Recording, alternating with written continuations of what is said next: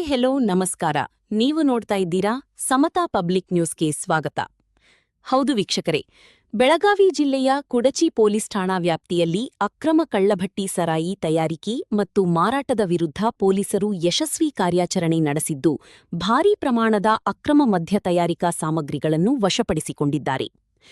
Kudachi police ಠಾಣೆಯ ಅಪರಾಧ ಸಂಖ್ಯೆ 132/2026ರ ಅಡಿಯಲ್ಲಿ ಕರ್ನಾಟಕ ಅಬಕಾರಿ ಕಾಯ್ದೆಯ ಕಲಂ 32, 34, 38(ಎ) ಹಾಗೂ ಬಿಎನ್ಎಸ್ 2023ರ ಕಲಂ 123ರ ಅನ್ವಯ ಪ್ರಕರಣ ದಾಖಲಿಸಲಾಗಿದೆ.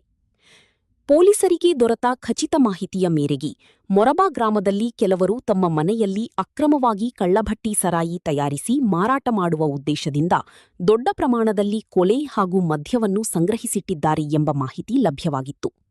ಈ ಮಾಹಿತಿಯ ಆಧಾರದ ಮೇಲೆ ಬೆಳಗಾವಿ ಜಿಲ್ಲಾ ಪೊಲೀಸ್ ವರಿಷ್ಠಾಧಿಕಾರಿ ಕೆ. ರಾಮರಾಜನ್ ಅವರ ಮಾರ್ಗದರ್ಶನದಲ್ಲಿ ಹೆಚ್ಚುವರಿ ಪೊಲೀಸ್ ವರಿಷ್ಠಾಧಿಕಾರಿ ಆರ್.ಬಿ. ಬಸರಗಿ, ಅಥಣಿ ಡಿಎಸ್ಪಿ ಪ್ರಶಾಂತ ಮುನ್ನೊಲಿ ಹಾಗೂ ಹಾರುಗೇರಿ ವೃತ್ತದ ಸಿಪಿಐ ರತನಕುಮಾರ ಜೀರಗ್ಯಾಳ ಅವರ ನಿರ್ದೇಶನದಂತೆ ವಿಶೇಷ ದಾಳಿ ನಡೆಸಲಾಯಿತು.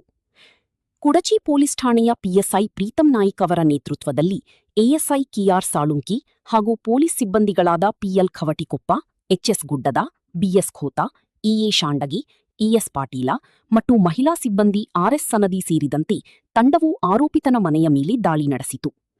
ದಾಳಿಯ ವೇಳೆ ಕಳ್ಳಭಟ್ಟಿ ಸರಾಯಿ ತಯಾರಿಸಲು ಸಂಗ್ರಹಿಸಿಟ್ಟಿದ್ದ ಸುಮಾರು 1790 ಲೀಟರ್ ಕೋಳಿ, 10 ಲೀಟರ್ ಕಳ್ಳಭಟ್ಟಿ ಸರಾಯಿ ಹಾಗೂ ಮದ್ಯ ತಯಾರಿಕೆಗೆ ಬಳಸಲಾಗುತ್ತಿದ್ದ ಬ್ಯಾರಲ್ಗಳನ್ನು ಪೊಲೀಸರು ಜಪ್ತಿ ಮಾಡಿದ್ದಾರೆ.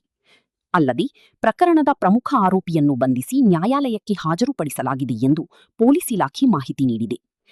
ಅಕ್ರಮ ಮದ್ಯ ತಯಾರಿಕೆ ಹಾಗೂ ಮಾರಾಟದ ವಿರುದ್ಧ ಕುಡಚಿ ಪೊಲೀಸರು ಕಟ್ಟುನಿಟ್ಟಿನ ಕ್ರಮ ಕೈಗೊಂಡಿದ್ದು, ಇಂತಹ ಅಕ್ರಮ ಚಟುವಟಿಕೆಗಳಲ್ಲಿ ತೊಡಗುವವರ ವಿರುದ್ಧ ಮುಂದೆಯೂ ಕಾನೂನು ಕ್ರಮ ಮುಂದುವರಿಯಲಿದೆ ಎಂದು ಪೊಲೀಸ್ ಅಧಿಕಾರಿಗಳು ಎಚ್ಚರಿಕೆ ನೀಡಿದ್ದಾರೆ.